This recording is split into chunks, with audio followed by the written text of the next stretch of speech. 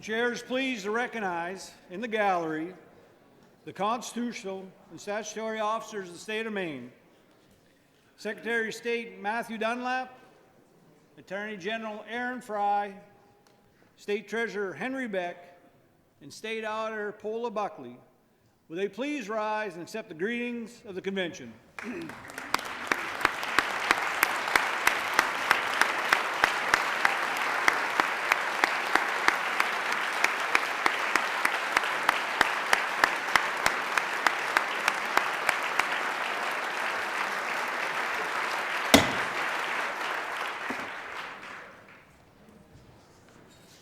Chair is pleased to recognize in the gallery Maine's tribal leaders. Chief William J. Nicholas Sr. of the Passamaquoddy Tribe, Chief Clarissa Sabatis of the Holton Band of Maliseet Indians, Vice Chief Darrell Newell of the Passamaquoddy Tribe, Chief Edward Peter Paul of the Aroostook Band of Micmacs, and Ambassador Molly Dana of the Penobscot Nation. Will they please rise and accept the greetings of the convention?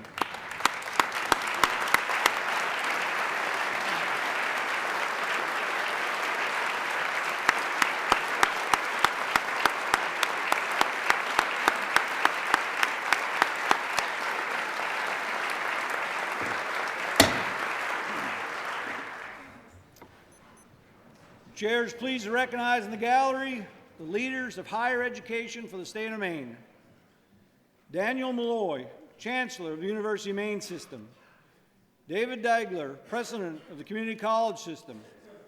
Dr. Joan Marini Mundy, President of the University of Maine.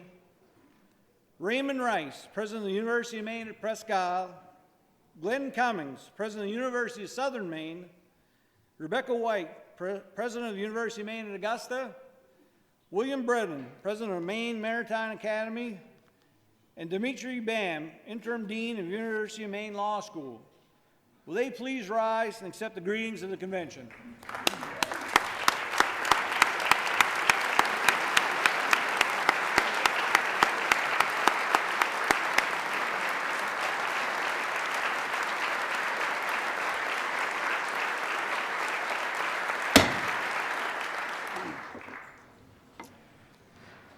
Chair is pleased to recognize in the gallery members of the Governor's Cabinet, commissioners or their designee. Commissioner Amanda Beal, Commissioner Judy Camuso, General Douglas Farnham, Commissioner Kirsten State House in Augusta. I'm Don Kerrigan for News Center Maine. We're coming to you live on Facebook, our mobile app, on the web, and the News Center Maine YouTube channel from the State House, which is normally a dignified, quiet place for a State of the State address. But here in the, we've got a bit of circus going on with people from the Trump campaign and Maine Republican Party who are here on the third floor where the legislature meets, missing the legislators walking behind them in order to perform for the camera and make their voices heard, speaking out against Speaker of the House Sarah Gideon, who's running for U.S. Senate, and they said against Governor Janet Mills and her policies. This is the State of the State address. The legislature, it's a joint session of the House and Senate, gathered in the House chamber right now, waiting for Governor Janet Mills to appear. We expect her to walk up the stairs to the third floor in the next couple of minutes, where she will go in and deliver what is, we were told to expect a roughly hour-long speech, her first State of the State address to the legislature and the people of Maine. And the governor, we hear, she is just came up the stairs, heading to the House chamber. That got the attention of the protesters, chanting "Drain the Swamp," which typically means about Washington. But anyway, the governor's going to talk, we're told, will celebrate some of the accomplishments of their administration during the first year. He's expecting to talk a great deal about health care, economic development, and climate change, the three main issues of her administration for the coming year. We're told there will be some new initiatives announced, and there will be some reference to tragedy in the state with the death of state trooper last year on the interstate and the death of the fire chief from Farmington, Governor Mills' hometown, a loss she felt very deeply, as did all those people there. The House chamber is gathered. The governor is going to be announced in just a moment by the herald from the Maine National Guard.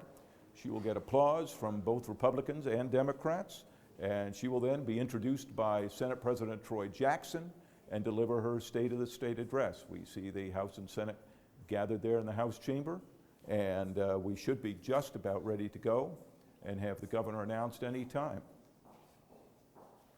Of the State of Maine, accompanied by Chief Justice Lee Softly, will attend forthwith. The chair hears the message and thanks the committee.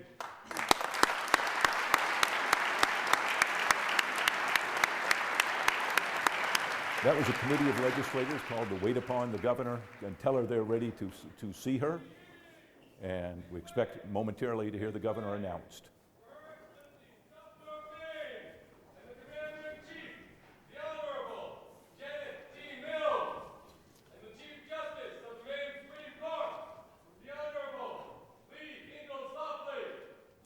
Chair is pleased to welcome the Honorable Janet T. Mills, Governor of the State of Maine, accompanied by the Honorable Lee I. Softly, Chief Justice of the Maine Supreme Judicial Court. Those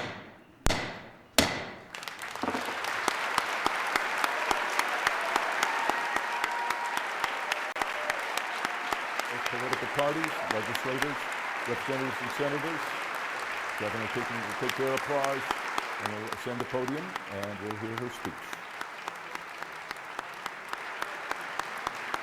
And we'll have a full recap and highlights of the speech on New Center, Maine at 11 tonight.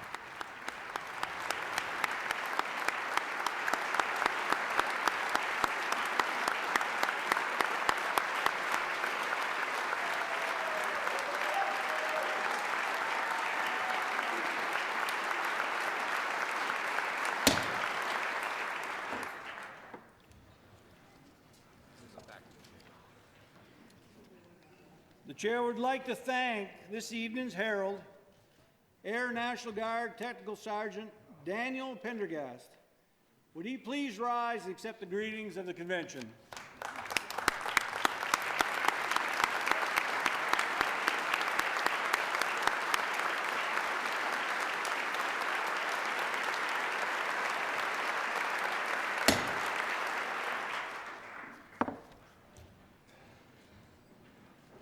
The chair would request the Governor, Janet T. Mills, please step forward and address the joint convention.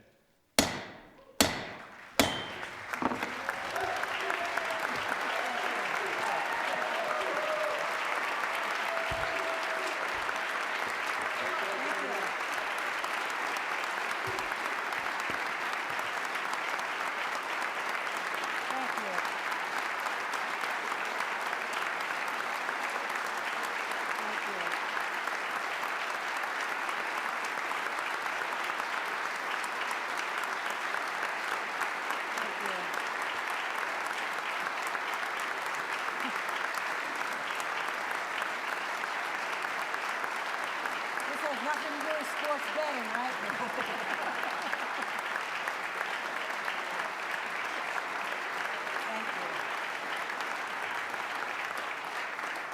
Thank you.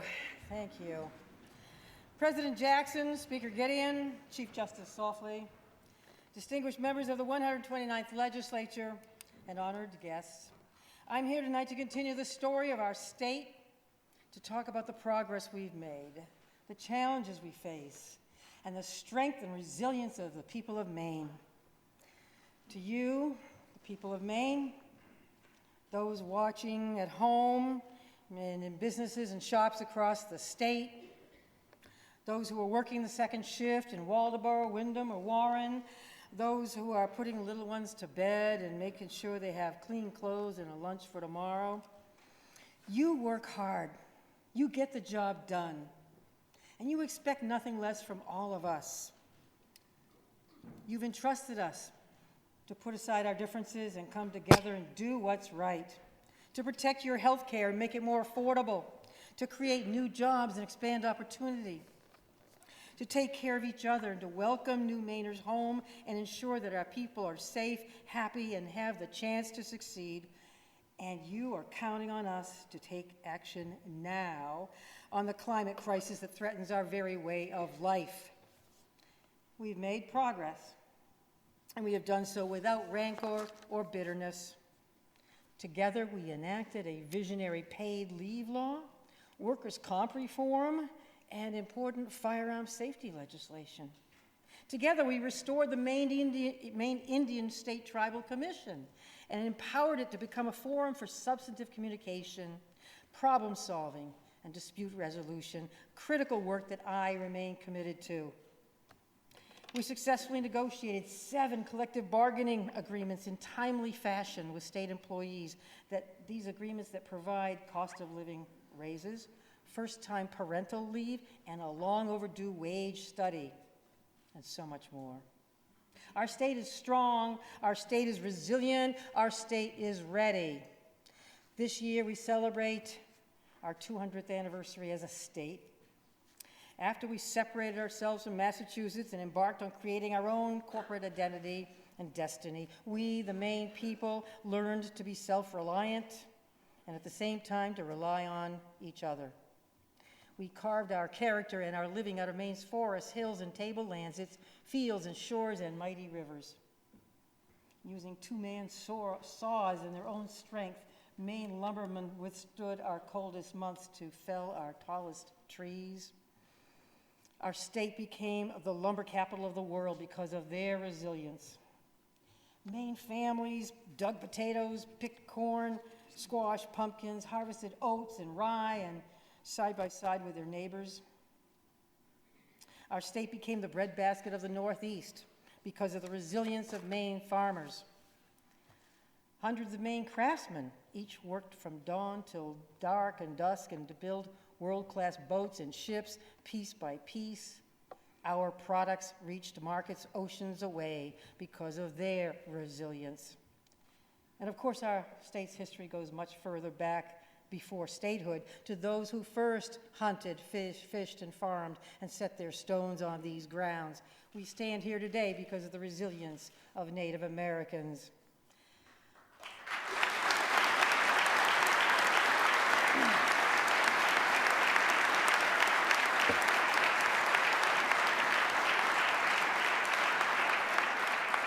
Living in Maine has not always been easy. We have survived wars, depression, prohibitions. Okay, plural. We've survived booms and busts. We've seen hatred and bigotry. We've suffered loss as a state, as a family. And through it all, we've been lifted up by the courage, conviction, and resilience that comes from loving a place and its people. That resilience defines our history. That resilience defines our future. These are trying times. Politics from Washington and beyond are marked by rancor, divisiveness, and fear. And during this volatile presidential election year, the noise is deafening, turning us away from the security and saneness of our own small outpost. Tariffs and trade wars, threats of terrorism and partisan fighting paralyze the nation's capital. But here in Maine, we're doing what Mainers have done for more than 2 centuries, putting our shoulder to the wheel and working across the aisle to get things done for Maine people. Because we're not Washington, we are Maine.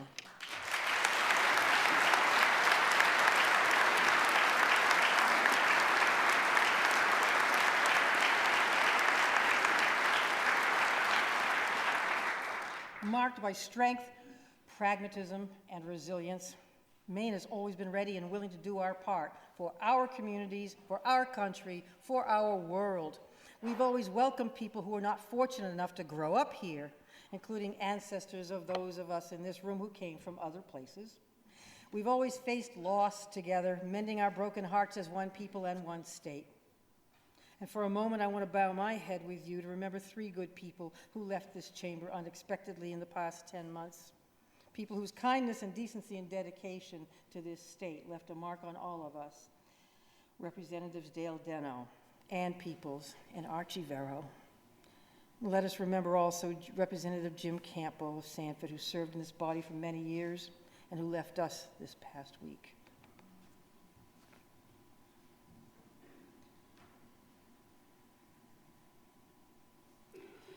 May God bless them, and may the memories of their lives bring peace to their families and wisdom to us all. This chamber is not alone in experiencing loss this past year.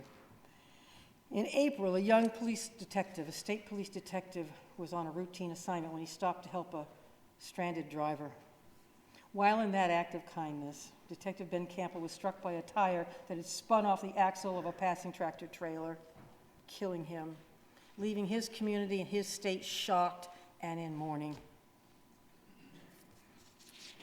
Tonight, Ben's wife, Hillary Campbell of Millinocket, is with us. Hillary and her young son, Everett, and the rest of Detective Campbell's family are a reminder of the risks taken and sacrifices made by our courageous first responders. Hillary, while we can never repay Ben or your family for his service and sacrifice, we will never forget him, and we will honor his memory. Hillary Campbell.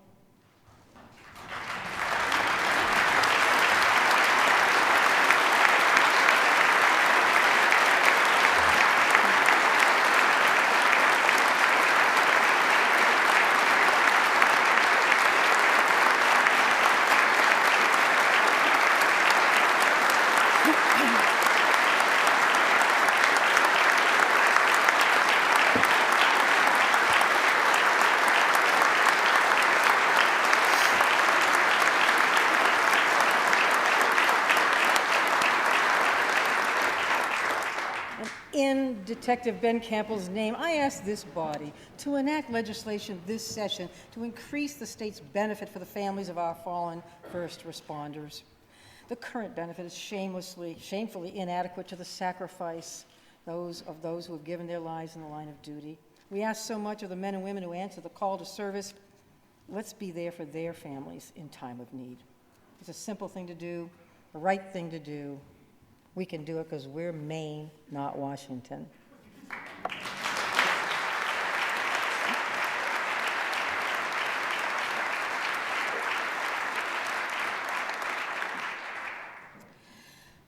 On the morning of September 16, 2019, a call rang out.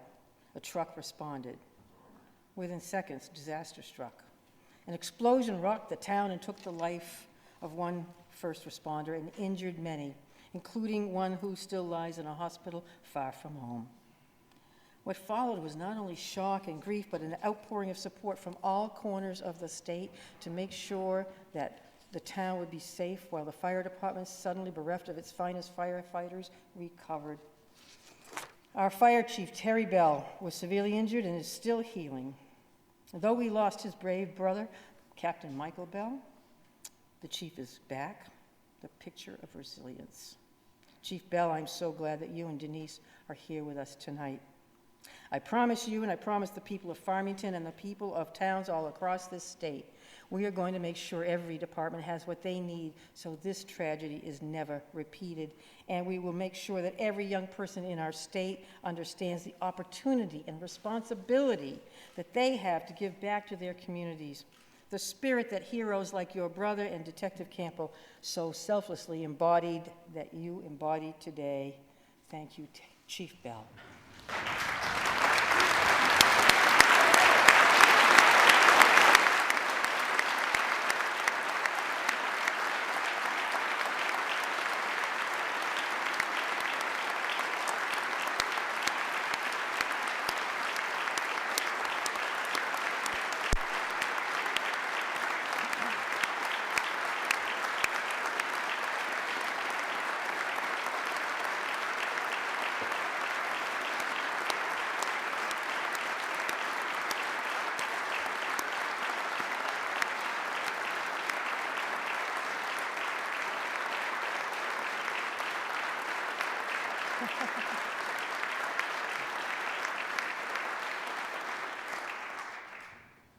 In honor of Captain Michael Bell, I will create a scholarship fund for young people to train in fire suppression, with the first contribution coming from my contingent account as governor. Maine needs more firefighters, particularly in rural Maine, and to that same end, I am proud to support Senator Erin Herbig's legislation to fund the Maine Length of Service program to boost retirement benefits to firefighters and EMS workers to compensate them for their service.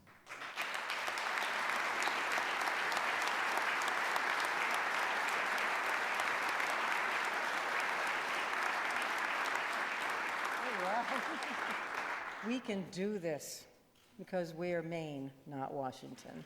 Did I say that before?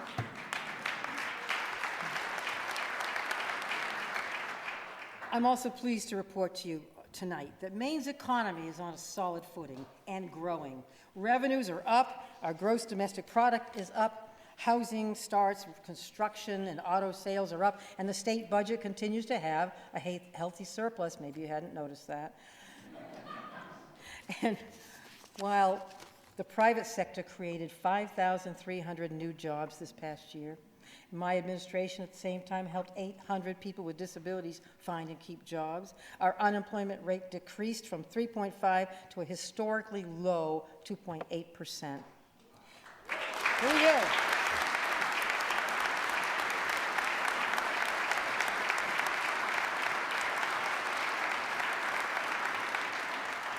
With your help, we paid off the $80 million debt for the Riverview Psychiatric Center and stopped the bleeding of interest payments to the federal government.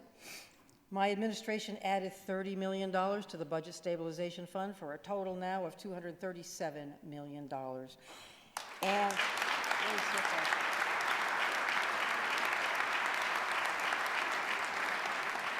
oh yeah, and we provided $75 million in property tax relief for Maine seniors, families, and small businesses. Just look in your mailbox. About 300,000 of you will be receiving a check in the mail this week, thanks to the bipartisan budget passed last year and the good work of Speaker Gideon especially. While this is all progress, it's important that we remain cautious. The Revenue Forecasting Committee and the Consensus Economic Forecasting Commission both have expressed cautious optimism about the Maine economy in the near term, recognizing, quote, the uncertainty surrounding national fiscal and trade policies that could impact future economic growth. Some economists also predict a looming nationwide recession in line with previous economic cycles. So we have to be ready for any downturn, any changes. We must remain resilient. That's why I'm committed to setting aside another $20 million for the rainy day fund this year. Other challenges loom large over our economy. As any business in this state will tell you, it's difficult to find qualified workers and it's impacting their ability to do business. Very simply, we need people. My administration has developed a 10-year economic plan for the state with the cornerstone of attracting 75,000 more people to our workforce and fostering innovation. The goal here is to make Maine an international leader with a vibrant and environmentally sustainable economy, one that provides good-paying jobs and an unmatched quality of life. Already, we're seeing a turn in migration. From July 2018 to July 2019, we gained more than 7,500 people. It's coming.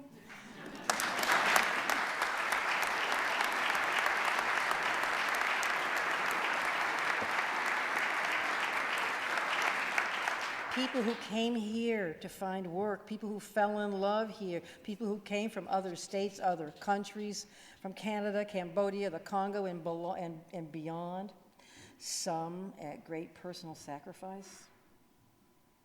Kifa Abdullah survived 8 brutal years as a prisoner of war in Iran, facing death 100 times over.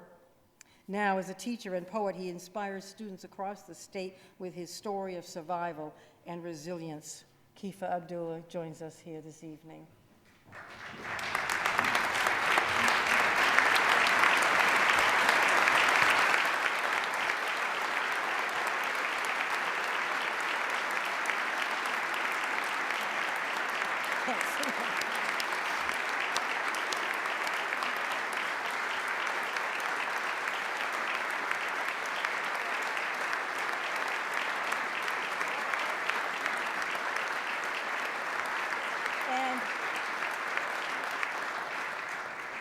And Maine's newest citizen joins us tonight, the author of a book, Call Me American, a young man who nearly starved to death in Mogadishu as a little boy before the U.S. Marines saved him and inspired him to learn English and ultimately to become an American citizen.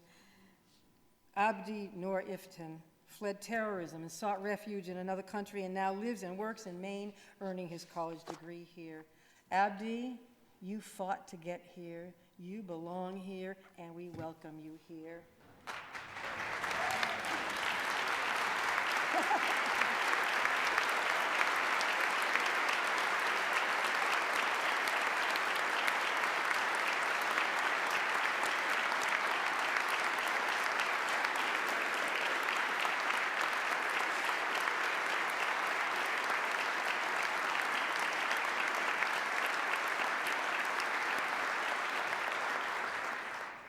Our new Welcome Home program is intended to entice those who've grown up here and left, and those from other states, other places wanting to move here, to come to Maine, become part of our workforce. We need them.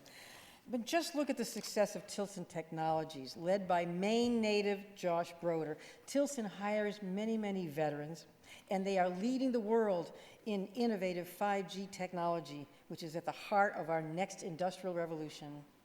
Tilson is here tonight, represented by Adria Horn. Adria, you there? There she is. Thank you for what you do.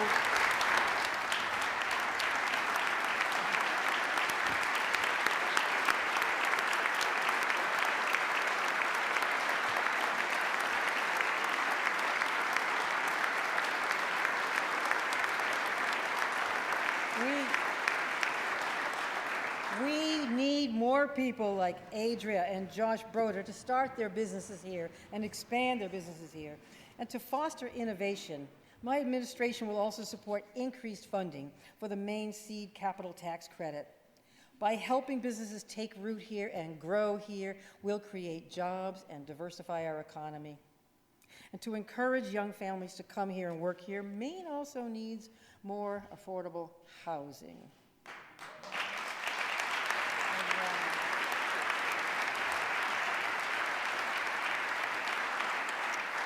Assistant Majority Leader Ryan Fecteau has proposed a Maine Affordable Housing Tax Credit similar to the Maine Historic Tax Credit, which has helped boost our economy in recent years. That proposal would create nearly 1,000 additional affordable homes over the next 8 years, increasing Maine's current rate of production by 50%. Send that bill to my desk, and I will sign it.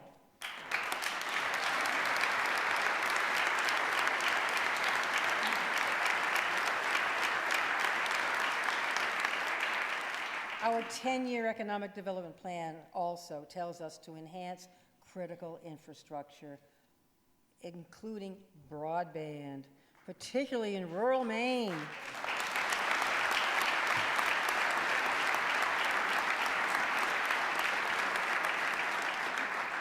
There's a place called Design Lab in Millinocket. It's a marketing and design firm.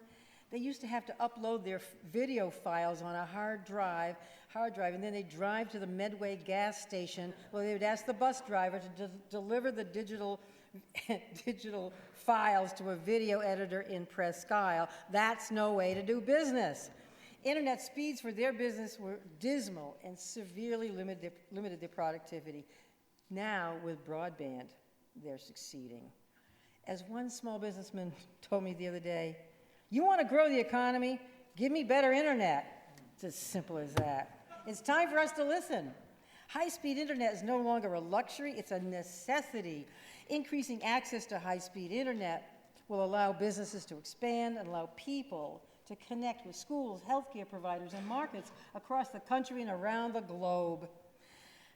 We also cannot let our state's economic advantages slip away in other ways. Our economy and our environment are bound together. This past session, we made smart investments in each. Thanks to the collaboration of our administration and this legislature, including Senate President Jackson, the McCrums, a family who for 5 generations have harvested potatoes back to the 1800s.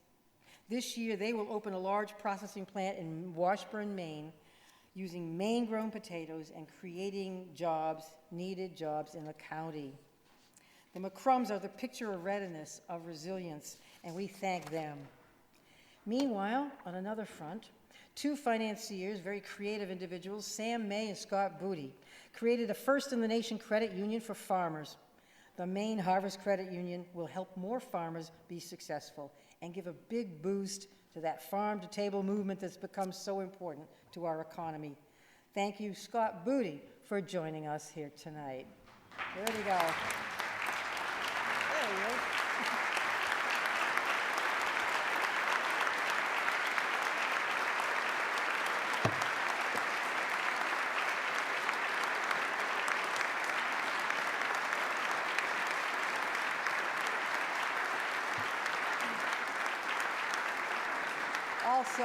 Also here tonight with us is Heather Whitaker. She's an alternative education instructor at Gorham Middle School, where I was once a student.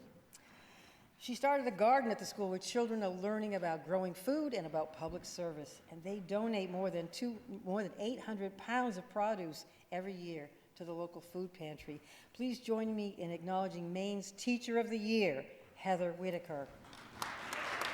There she is.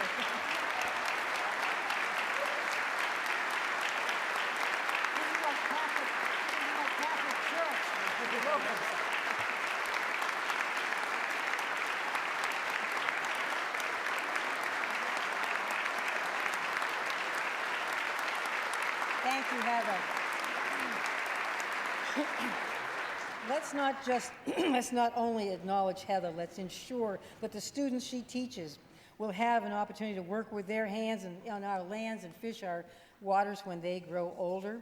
That means conserving our parks, our working farms, working forests, and working waterfronts.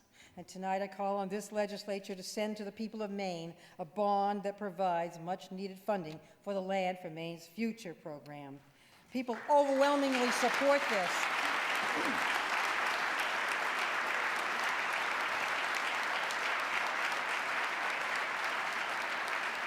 People of all parties all across the state support this program. Let's give them a chance to vote, at least, on a measure that will protect our environment, protect our fishermen and farmers, and grow the economy. Well, we cannot have a healthy economy, of course, without a healthy workforce. And that's why my first action taking office was to expand Medicaid to provide health care to more Maine people. Now, more than 57,000 Maine people have accessed life-saving health care.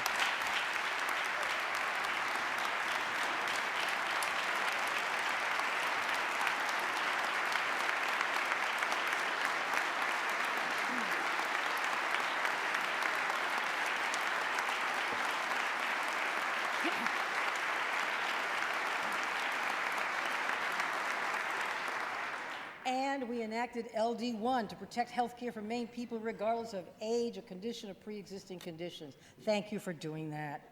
And we enacted prescription drug reform to lower prescription drug costs. Thank you for doing that too. Yay!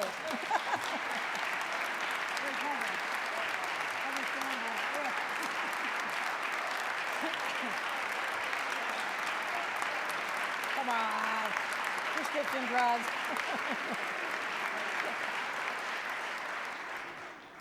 And we provided more than $62 million over 2 years for nursing homes, understanding that that money should go to the employees, the direct care workers, to fulfill workforce and patient care needs. Well, there's more to do, especially for small businesses.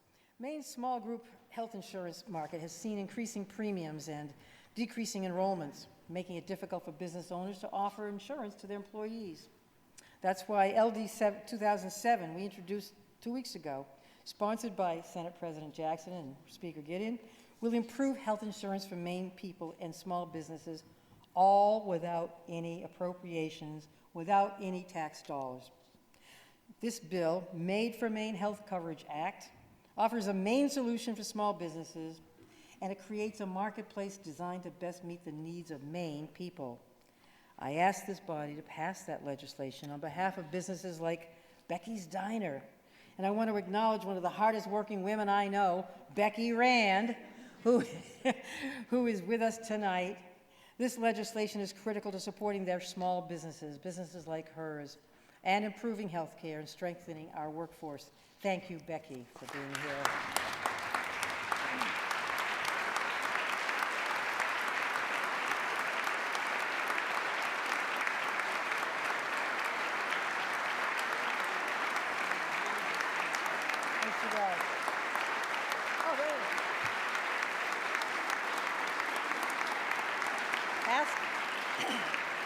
if she brought some of those famous lobster rolls. I don't know.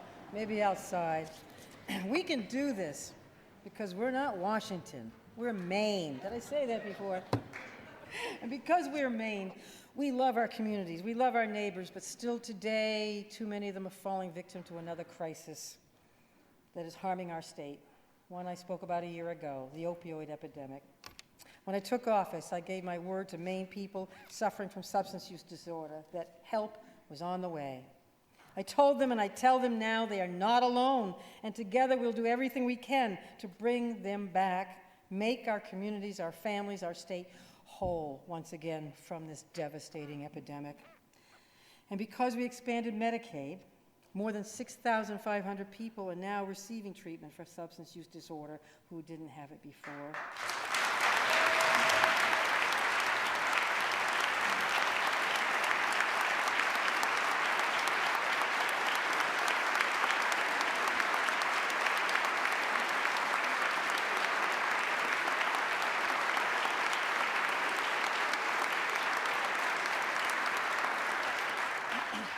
Gordon Smith, Maine's first director of opioid response, is bringing the resources of the state and our expertise to bear on this problem, this public health emergency. Thank you, Gordon. Part of that mission is to make available the life-saving drug Narcan. You know, when I was Attorney General, I used funds from pharmaceutical settlements to buy Narcan, non-tax dollars, and I distributed it to law enforcement agencies all across the state. And Attorney General Aaron Fry has continued that work. And as of this month, that Narcan alone has saved 880 lives. Thank you, Aaron.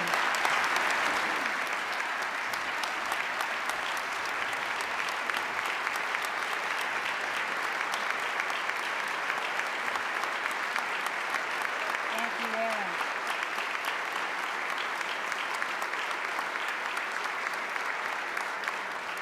Now, through the new Prevention and Recovery Cabinet we formed and the Attorney General's office, we're making sure that Narcan is more widely available. And we're training recovery coaches and supporting recovery centers across the state to help people turn their lives around and prevent it from happening in the first place. These efforts complement, of course, the efforts of law enforcement to stem the flow of dangerous drugs into and within our state. Meanwhile, community leaders are also helping Maine people turn their lives around. Margot Walsh of Maine Works, who is with us tonight, is providing jobs to people in recovery. These opportunities, these second chances are critical to help people turn their lives around. And this effort helps us fill our workforce needs. It's a win-win for Maine. Thank you, Margot Walsh, for recognizing that Maine people in recovery are ready and able to work and that our economy needs their skills. Thank you.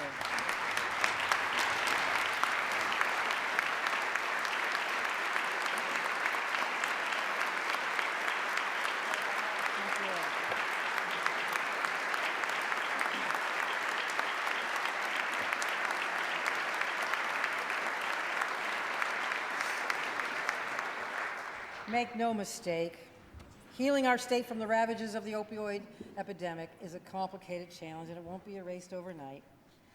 There's another scourge among us that we must eradicate as well: child abuse. No one can think about the past year without remembering 10-year-old Marissa Kennedy and 4-year-old Kendall Chick, two helpless little girls who died violent deaths at the hands of family members whose caregivers were tried and convicted this past year. The deaths of these two children represented an awful failure of our society and of our state's safety net. Not to have intervened, not to have broken down the door, not to have saved those children was a sin of the highest order. And it is in the name of those children, Marissa Kennedy and Kendall Chick, that we have reactivated the Children's Cabinet to break down the silos of the bureaucracy that failed to hear their helpless cries. With the approval of this legislature, we've begun to rebuild the Child and Family Services Division. My biennial budget included funding for 32 new child welfare workers, and all 32 have finally been hired.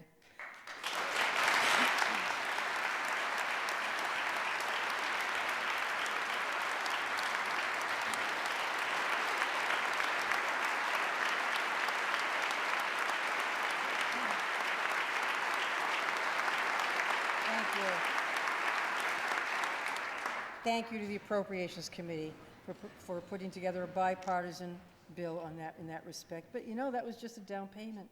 Maine's Child Welfare Ombudsman reported just last week we have more to do. We're on the right path, but a lot more to do. More than 1,300 children came into state custody last year, the majority of them under the age of 5. Majority of their homes torn apart by drugs.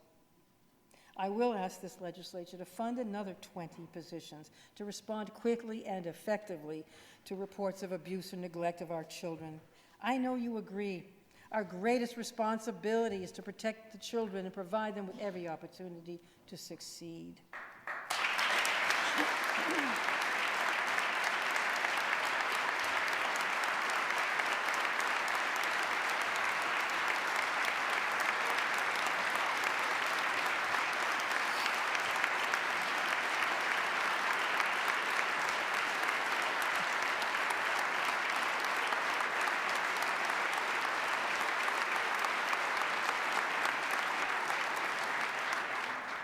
In our society, education is the pathway to success.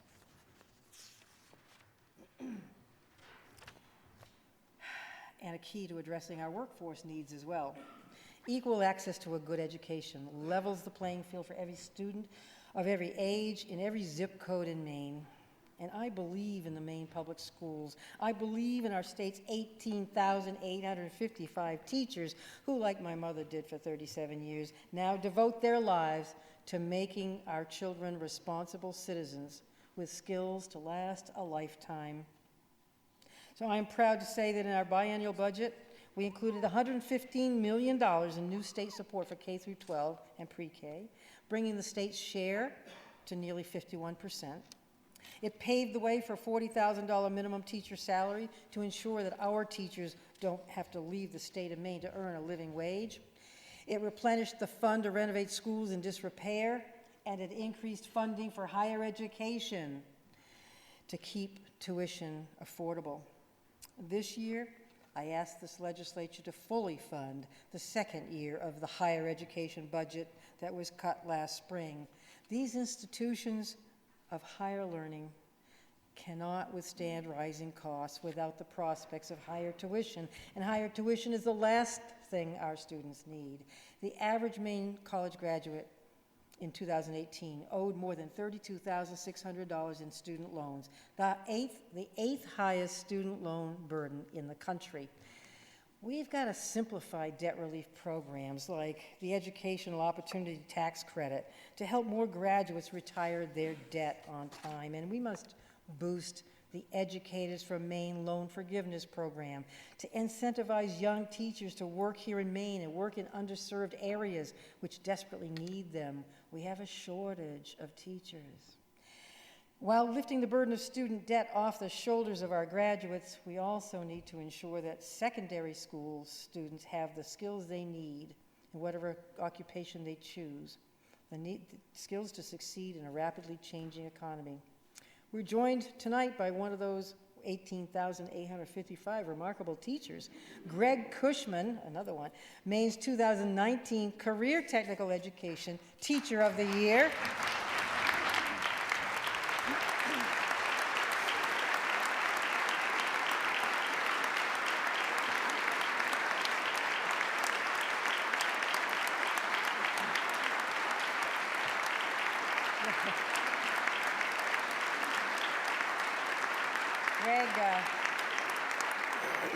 Greg is an electrical instructor and Skills USA advisor from Lewiston Regional Tech Center. Thank you, Greg, for training Maine's next generation of skilled tradespeople.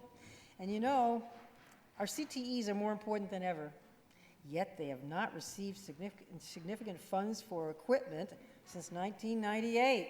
I asked this body to fund equipment upgrades for our CTEs so that teachers like Greg are able to provide the 8,000 CTE students with the skills that we desperately need them to have. These are great investments that will help us address Maine's top challenges, including our workforce shortage. Our workforce shortage is driving one of Maine's other top challenges, our aging transportation infrastructure. So while we're at it, In the words of my good friend and fellow governor, Gretchen Whitmer of Michigan, let's fix the damn roads.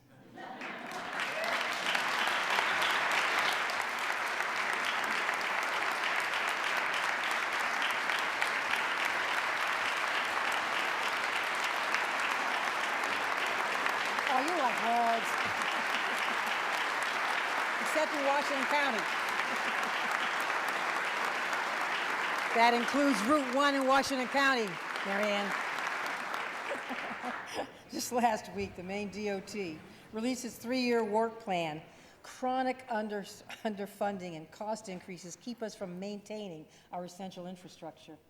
With a shortfall of as much as $232 million a year, it's time to put our heads together and get creative. I want that Blue Ribbon Commission to keep working on this until they come up with a good solution, as long as it takes. And this morning I signed the resolve you folks passed that allows them to continue that work. Partisan posturing and skinny mix won't fix the roads. Creative ideas will. And I'm not opposed to using some general fund dollars to improve that infrastructure and to boost our economy and reduce greenhouse gas emissions through transportation changes. This is not a partisan issue. There aren't any Democratic roads or Republican bridges. We can fix this because, did I say, we're not Washington. We're Maine.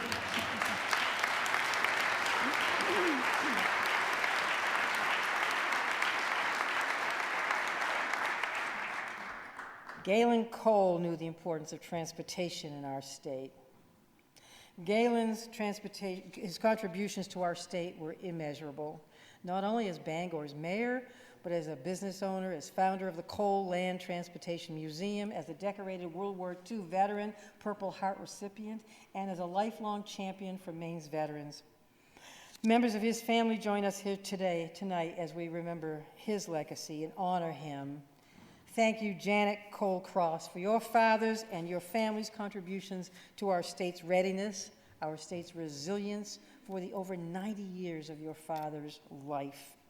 Thank you, Janet.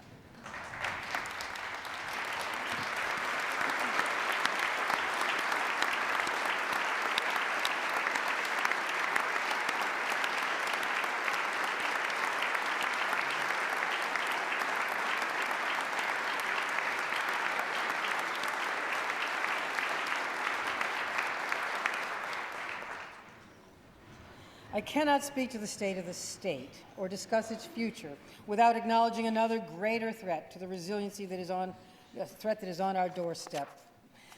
As we speak this evening, as you know, wildfires are destroying far-off Australia, killing every living thing in their path. The Bering Sea off Alaska is ice-free suddenly, while drought is paralyzing southern Africa. Maine is not immune from the damage caused by the climate crisis. Emissions of carbon dioxide and other heat-trapping gases from the burning of fossil fuels, the unfortunate, quote, footprints of human activity stomping on the atmosphere, as NASA calls it, are impacting our economy, our health, and our safety. It may be easy for some of us to brush off the warnings of scientists on a day like today with freezing temperatures, when a 1 or 2 degree hike in temperature seems harmless, even welcome. Maine is strong, we're resilient, but we better be ready. Climate change is real, and it is affecting us as we speak. Fishermen tell us of the invasion of green crabs from southern waters that are eating their clams and decimating their fisheries. Ticks, those little buggers, are now rampant. And the number of Lyme disease cases in Maine has increased tenfold in recent years. Some of our most beautiful towns built along lakes, rivers, and shores may soon become year-round flood zones. Sea level rise and storm surges in just a few years will threaten the causeways and piers, the shops and harbors and houses of Booth Bay, Belfast, Rockport, Lubec, and other beautiful communities. And you can imagine when we might have to redesign Route 1, a main artery of our tourism industry, to avoid constant flooding. I told the 193 delegates to the United Nations last fall, Maine won't wait. And I mean it. We're not Washington, we're Maine.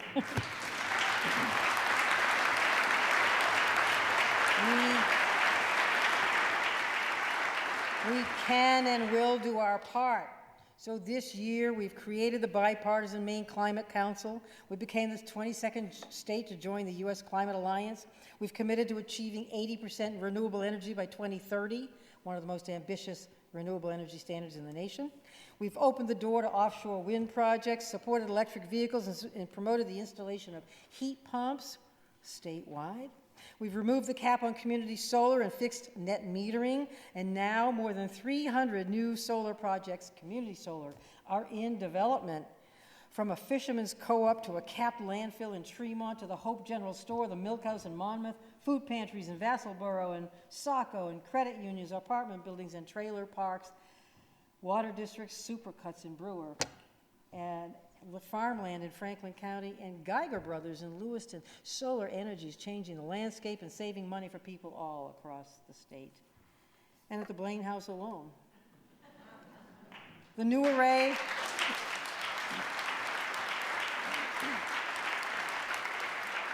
that new array of solar panels has already saved the equivalent of 1 ton of carbon dioxide emissions. And in the coming year, we'll continue to move away from oil as primary source of heat, reduce our reliance on gas for transportation, we got to, which is 54% of our greenhouse gas emissions. We'll support innovative businesses like Atlantic Sea Farms, run by Brianna Warner, that they grow kelp commercially, diversifying our aquaculture economy while reducing ocean acidification. We'll embrace energy storage and other new technologies. And meanwhile, all along the Northeast United States, the offshore wind industry is generating thousands of jobs in the development of thousands of gigawatts of renewable electricity. According to the International Energy Administration, offshore wind is set to become a $1 trillion industry by 2040. Maine won't be left behind. For centuries, the Gulf of Maine has sustained Maine life. From the time humans first migrated to Maine, the bounty of the sea and the shore have been a critical part of our sustenance. Food, transportation, communication, recreation, all have been gifts of the sea to us. For Maine people, the salt is in our veins. But today, the Gulf of Maine is in trouble. Warming more quickly than nearly every ocean in the world, the Gulf of Maine's ability to sustain its rich and diverse resources is diminishing. Cod, herring, shrimp, and lobster are some of the staples of coastal life already at risk. We cannot wait to act. We're already fighting for our lobstermen and fishermen, yet the Gulf of Maine is both a challenge and an opportunity. It is our new frontier. No, not for oil, but for wind. Thanks to this legislature, the Public Utilities Commission, and our university, Maine will build and launch the nation's first floating offshore wind project, Maine Aqua Ventus, with full input from our fishing industry and our people, and I promise you that commitment is just the beginning of our effort to use the Gulf of Maine and all the world's oceans to slow the warming of our planet. We can do this. The University of Maine Advanced Structures and Composites Center, led by Dr. Habib Dagher, has already created the first grid-connected floating offshore wind turbine in the United States. And Maine Aqua Ventus is positioned to become a leader in this industry. Thank you, Dr. Dagher, for putting Maine on the map.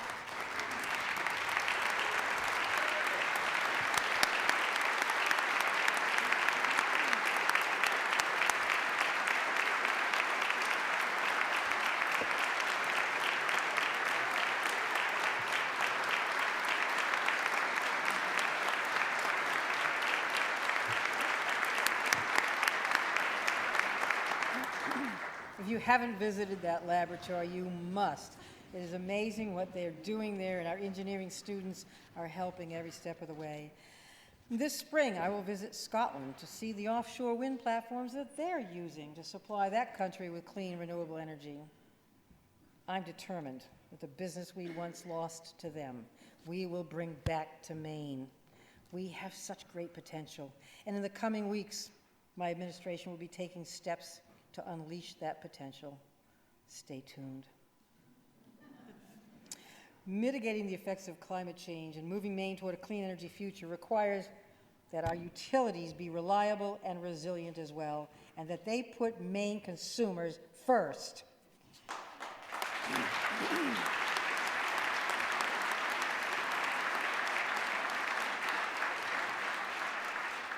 For years, we have allowed electrical utilities a monopoly on our transmission and distribution lines. Today, few are happy with the results of the regulatory framework under which these utilities operate, based primarily on setting rates that allow a reasonable profit to the utilities with very little degree of benefit to the public. I ask your guidance and your help in this body to make sure that these foreign corporations to whom we exceed the privilege of operating in our state are answerable to Maine, not to Spain or some other foreign country. Let's work together to ensure that Maine consumers are at the table, that profits do not take precedence over service, and that utilities are accountable and answerable to the people of Maine.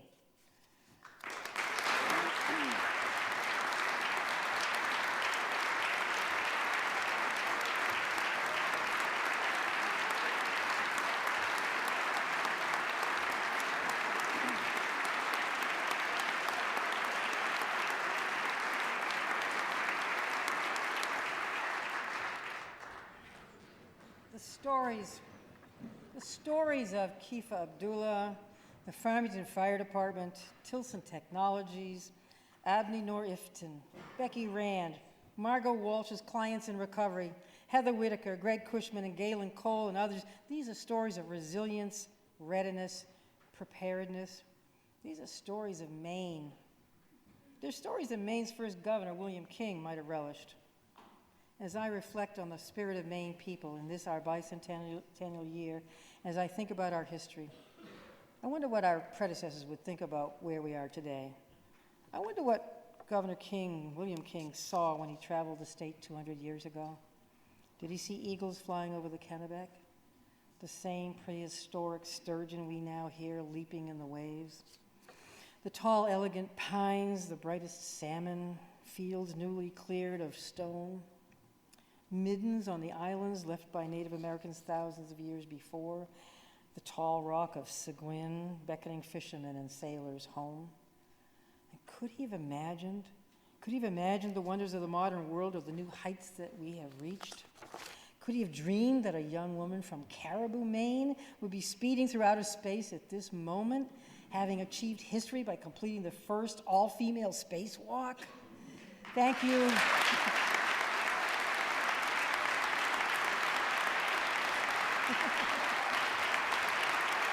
She's not here. She's not here.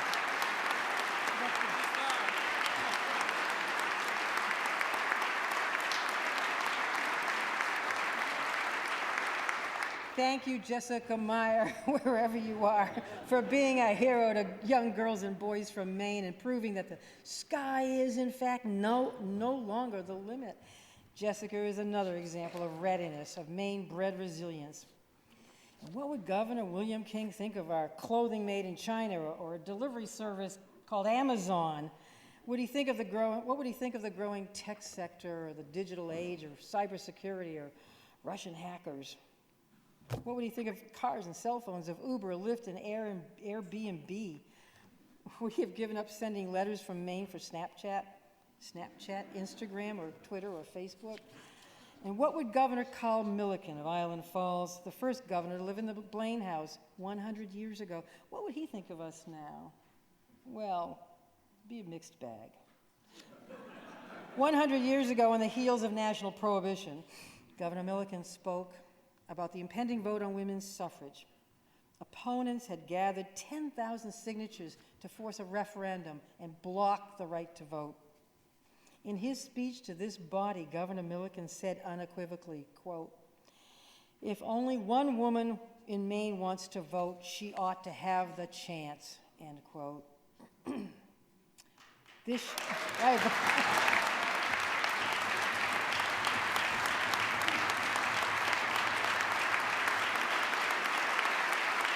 We got it.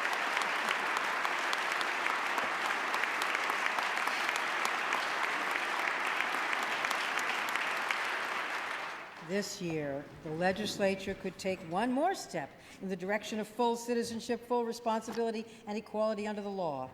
After decades of debate and 46 years after Maine ratified the Equal Rights Amendment to the U.S. Constitution, it's time to do what 26 other states have done: preserve equality of rights regardless of sex, pass the Equal Rights Amendment to the Maine Constitution.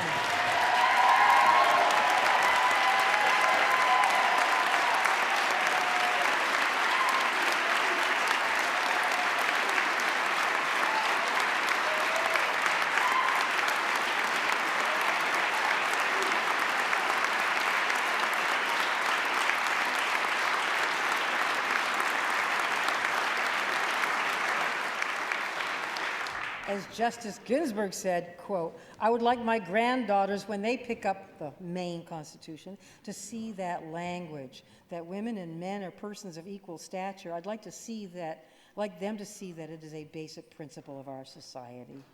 So pass the ERA.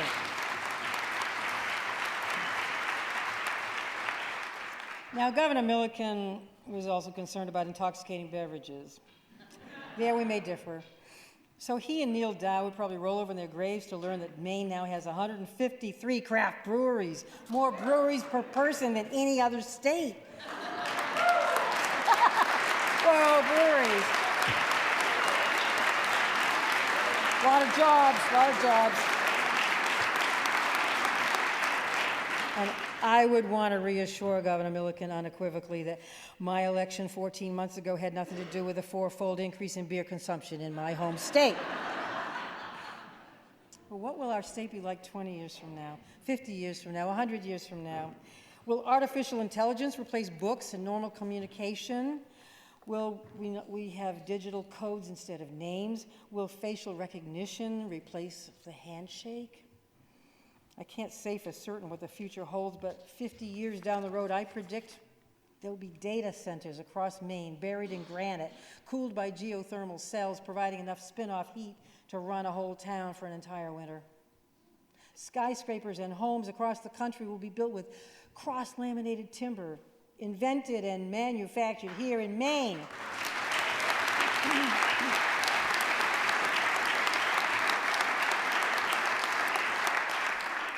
And I predict that John L. Martin will be back in the state Senate after having been term limited 7 more times between the two bodies.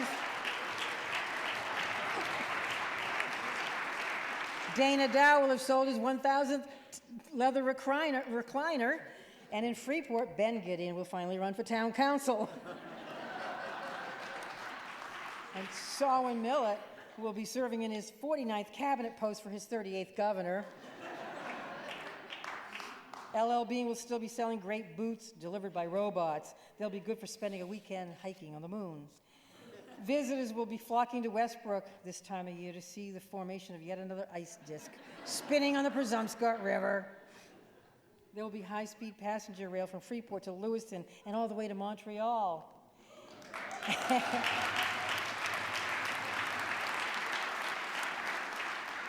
We'll finally have high-speed internet all across the state, and maybe even cell phone service on 295.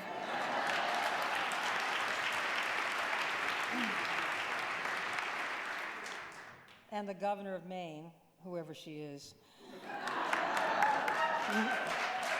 will be making $70,000 a year.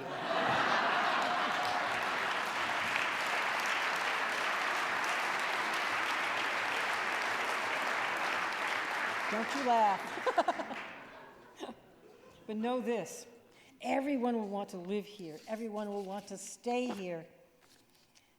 We have an ambitious agenda this year, years to come. And I know there'll be people who will say, we can't do all of this now. And you know, government should do less, not more. Building a healthcare system, saving people from the opioid epidemic, fighting child abuse and domestic violence, confronting climate change, strengthening education, improving our workforce. Is this too much to ask?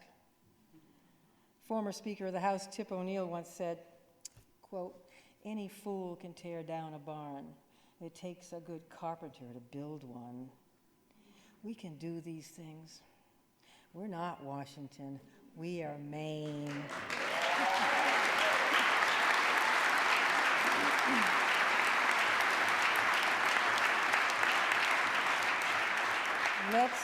Let's build a barn that shelters our state, that protects our stock and feed and flock, and that keeps the evils of the world at bay, makes our state resilient for centuries to come. 150 years ago, General and Governor Joshua Chamberlain addressed this body. He said, quote, "Government has something more to do than govern and levy taxes. It is something more than a police to arrest evil and punish wrong. It must also encourage good, point out improvements, open roads to prosperity, and infuse life into all right enterprises." I think he meant build a barn. 200 years ago, we secured our independence from Massachusetts and became a state, though we divided the country in some unholy compromise. But today we set a course for the next decade, the next centennial. Like the pulse of our common community, the water beneath the now crusted ice flows deeper than ever, hiding the strength and richness of our rivers, our state's lifeblood. The mountain peaks boast snow, the high pines that once attracted shipbuilders, and the spruce whose roots secure the granite along our shores are certain now of surviving another winter, sheltering the land for many more seasons to come. We are but a minute in the course of centuries, but these things will surely be here 50 years hence, ready, resilient, strong, and unchanged. Like them, let us preserve what we can and build what we can, when we can, however we can, of this great state in this our bicentennial year. And to all the people of Maine, thank you for the great honor of being your governor.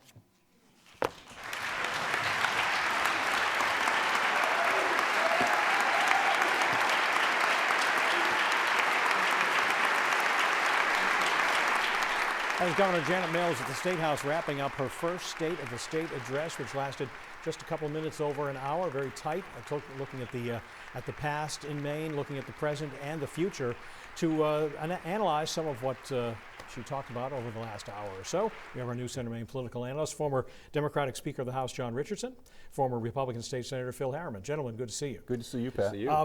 John, your general overall thoughts on the tone and the way the speech, what it brought us? I was so proud of the governor. You think back, she mentioned it's a 200-year history.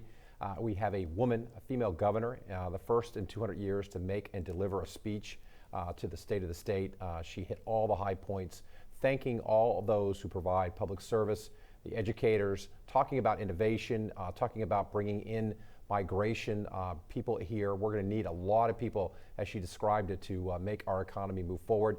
We've had downs, we've had up times, but we've always worked together, and I thought that was a great theme and message that she made to Maine. Phil? Well, I thought it was a great contrast between we're not Washington, we're Maine. I thought that theme was a great trampoline for her State of the State address to jump off of. It was very high on emotion, very minimal on specifics in terms of budgets and laws, and I think that's part of the State of the State, is to talk to the people of Maine who are tuning in and deal with legislators about the budgets and the details at another time. Now, she's coming from a position of strength in a way, in that there's a budget surplus, about $120 million. Naturally, in a legislative session, people want to spend that money. In the great scheme of things, perhaps that's not a lot. She did have a few specifics. She wants to add at least $20 million to the rainy day fund. She wants to spend $15 million to expand broadband access. She also wants to have more seed capital tax credits for building homes and to help build more houses. As you look at those particular ideas, Phil, how are Republicans going to react to those? I think any opportunity for Republicans to hear that the governor is conscious that the good times don't keep rolling, they're going to end at some point, and we need to be prepared. They're going to be very receptive to those ideas where she wants to put money aside to prepare for the future so that we can have some consistency in the difficult times that cyclically come and go. And the Republicans have made it clear they want to spend money on road projects and nursing home care. You saw the applause with projects in terms of transportation. The Republicans got up off their feet. They were happy with that, happy with adding money back into the rainy day fund. You also saw the Republicans really interested in nursing home care. You saw bipartisanship, though, I thought, on the issue of adding more people to take care of the issue around child abuse. I think it was something like 70 new workers in DHS to make sure that we don't see, as she called it, a sinful episode in our state's history where we let some of these young children be neglected. That was a deeply emotional moment for her. You could tell how it's affected her, as it has so many people. That's another case, Phil, where are Republicans going to be willing to say, yeah, we still have more to spend on this? Yeah, I think John is right. It's the how do we get more face-to-face human service workers, whether it's the elderly or children in harm's way. I don't think that's a controversial issue. Yeah, there are many people in DHS, and I'm sure Phil has heard it.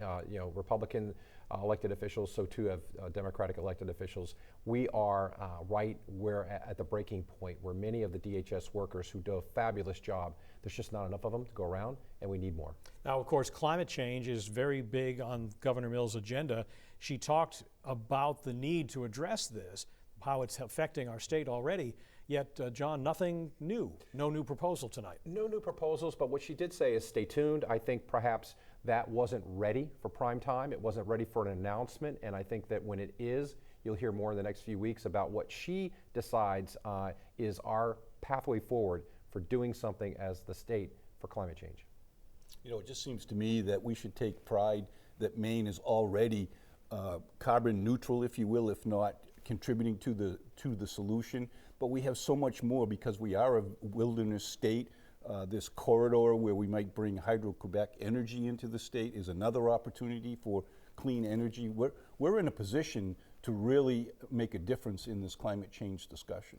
And I thought the governor did a nice job of maybe taking a few steps back from the corridor and the CMP corridor that has been so very controversial, saying, look, we're not beholden to Spain. We need to make sure that we get something in return. I thought that if I am the Spanish company that owns CMP, then I think what I've just heard is that we might have to come back to the negotiating table. In terms of reaching out, not just to legislators, but to the general public in Maine, it never hurts to have a little bit of humor in the speech, which she did, as well as the emotional stuff. When she talked about what will Maine be like 50 years from now, 100 years from now, kind of needling John Martin because he's going to be term limited again 7 more times. And she says the governor of Maine will, whoever she is, will still be making $70,000. That's a nice touch. It is. I mean, self-deprecation, people like it, and they appreciate that humor. She is one of the funnier people you're going to meet. She doesn't always show it on TV, but when you're in a room with her, she can be very, very humorous, and she showed it tonight. In my professional experience as a financial planner, I've seen time and time again, people make big decisions and move forward when their head, their heart, and their stomachs align. That's what she did tonight. She aligned the emotion and the heart, and the head is coming later with the legislature relative to bills and taxes. All right, we'll see how that all plays out in the weeks and months to come. Thank you for being with us on the live stream of this governor's historic State of the State address, the first she has given as governor. We have lots more coverage coming up tonight on the air on News Center Maine at 11. Hope we'll see you then.